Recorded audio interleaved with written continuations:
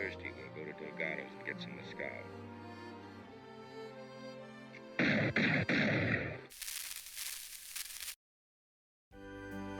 Interesting facts about famous people. All Paul Newman's Westerns. Paul Newman's Westerns, in which he portrays several real-life outlaws of the historic Wild West. One of the most celebrated actors of the 20th century, has a number of appearances in Western movies, arguably most famous for his starring role in Cool Hand Luke. Newman earned one Academy Award for his performance in The Color of Money, next to the young Tom Cruise, and nominated for another 8 Academy Awards for roles between 1958 and 2002, making him one of the most beloved actors in cinematic history. A handful of Paul Newman's best films belonged in the Western genre, although primarily as a dramatic actor. Throughout his illustrious career, Newman would act in more than 50 feature films. His last performance was as Doc Hudson in the acclaimed animated film Cars in 2006. As for Westerns, here are all of Newman's entries in the Western genre. If you enjoyed this video, hit the notification button to get my new videos. If you want to check out my many other videos, head over to my channel. The link is in the description. Let's get into it. The Outrage, 1964. Newman starred in The Outrage as Juan Carrasco, an adaptation of Akira Kurosawa's 1950 film Rashomon. Director Martin Ritt essentially made a remake of Kurosawa's film, making it difficult to surpass the original and instantly opening the movie up for scrutiny. The main difference between The Outrage and Rashomon was that it took place in a Western setting. However, the story stayed relatively true to the original material.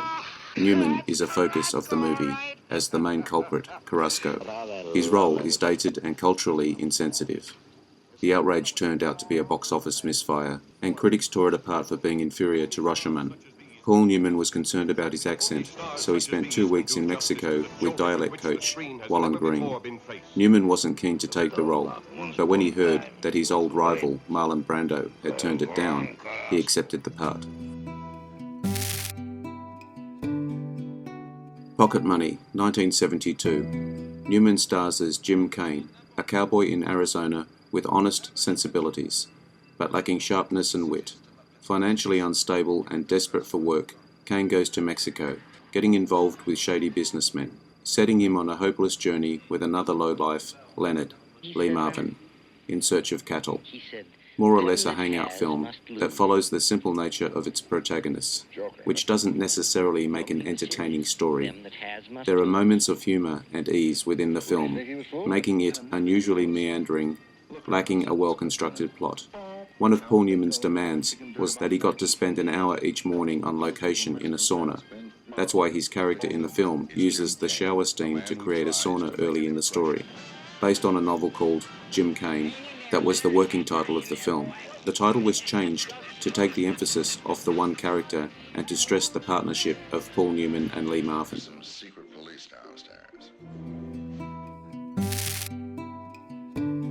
The Left-Handed Gun, 1958, one of Newman's earliest films and his first collaboration with influential director Arthur Penn. Newman plays the outlaw Billy the Kid in this film, largely considered one of his most out-of-the-box interpretations of a character. With Newman front and centre, he is arguably one of the most famous actors to have ever played the part, but still somehow appears lost and uncertain in his overall performance. This was also Penn's directorial debut, so perhaps if this film had been made 5 years later, it would have delivered a greater conviction. Newman is widely felt to be miscast as Billy the Kid, since at 33 he was considered older than the character. Billy was supposed to be 18 at the beginning of the film. The film originally was to have been made in 1956, with James Dean in the lead role. Buffalo Bill and the Indians, 1976. Newman as William F. Cody, also known as the real-life Buffalo Bill, is a businessman who plans to put on his own travelling show in the Wild West. Directed by Robert Altman, is largely meant as a satire of both the Old West and the entertainment industry at the time, portraying the historical elements of the era through the theme of deception through promotion. Newman's performance as the buffoonish Buffalo Bill drives the satire home.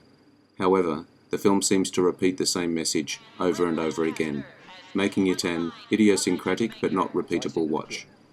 Paul Newman has claimed this to be one of his favourite films of his own. The others include The Life and Times of Judge Roy Bean, 1972, and Slapshot, 1977. This started out as a project reteaming Paul Newman and director George Roy Hill after Butch Cassidy and the Sundance Kid, 1969. Although Hill dropped out of the mix in the intervening years, Newman remained on board. The Life and Times of Judge Roy Bean, 1972. Newman starred as the main character, a former outlaw who appoints himself the judge for a mostly desolate area of the Wild West. Newman's performance was loosely based on the real-life person, but is mostly enhanced for the sake of the film. Famous Western director John Huston was at the helm of this film, allowing Newman to really sink his teeth into the character with creative freedom. Newman represented a number of historical Western outlaws throughout his career, and his role as Roy Bean is one of his strongest in that category. Although her image appears throughout the movie and her character is a prominent part of the town history, Ava Gardner does not appear in the film until approximately 15 minutes before its end. John Milius wrote the screenplay with Lee Marvin in mind as Judge Roy Bean. He brought the script to Marvin when he was filming Pocket Money, 1972, but Marvin fell asleep after one drink too many. His co-star Paul Newman found the screenplay, read it, loved it, and petitioned for the part.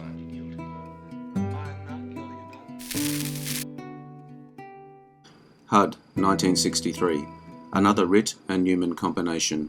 The story of a morally conflicted Hud Bannon, who has turned to alcoholism after killing his brother in a car accident. Newman plays the cursed and alienated Hud protagonist, who feels as though he soils everything he touches. Newman's efforts as the tortured and witty anti-hero make for one of the most complex and modern characters of his career in Western movies. Every fan of Newman's more intricate and self-reflective performances would do well to check out HUD. Paul Newman played the part of HUD as a villain. He was later stunned that so many young moviegoers had a poster of HUD and viewed him as their hero. Patricia Neal is in the movie for only 21 minutes and 51 seconds, making her performance both the shortest to win a Best Actress Oscar and the shortest to win in a leading category.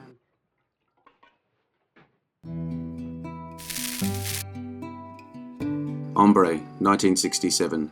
Newman starred as John Russell in Hombre, who was raised by indigenous people in Arizona. John continues to live on the Apache reservation well into adulthood and becomes their defender against a group of dangerous bandits in the film. Hombre is one of the best classic westerns Newman stars in and allowed for the redemption of director Martin Ritt after the outrage. The year 1967 would turn out to be one of the most significant of Newman's career, with Cool Hand Luke also being released at the time. Hombre's exceptional dialogue and great supporting cast make this Newman-led western a clear winner. Steve Martin was offered the role of John Russell, but turned it down because it reminded him of Melody Bachelor, in which he played a half-Indian. After the release of this film, McQueen said it was one of Paul Newman's best roles, the favourite film of Sean Connery, who at the time was married to Diane Cilento.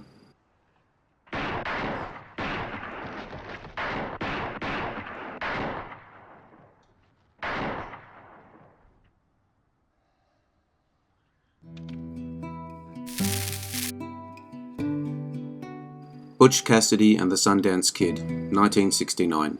Often heralded as one of the greatest westerns ever made, Newman and co-star Robert Redford delivered some of the best performances and on-screen chemistry of their careers. Butch Cassidy, Newman, and the Sundance Kid, Redford, are the unlucky leaders of a group of outlaws that are the last of a dying breed with the impending modernization of the Wild West.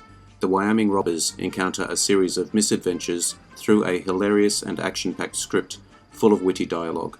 It is certainly one of Newman's best performances and enhanced by the thoughtful and in-depth filmmaking of director George Roy Hill, who also directed Redford and Paul Newman in The Sting. In the first previews, the audience went wild with loud, extended laughter, which upset director George Roy Hill, who thought perhaps he had made the film too funny.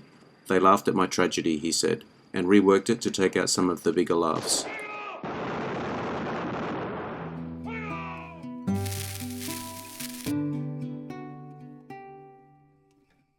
I hope you enjoyed the video. Let me know what you think in the comments. I appreciate your likes and subscribers. Hit the notification button to get my new videos. Take a look at my channel and check out my Facebook page. The links are in the description. I am Wrangler. Bye for now. See you again soon.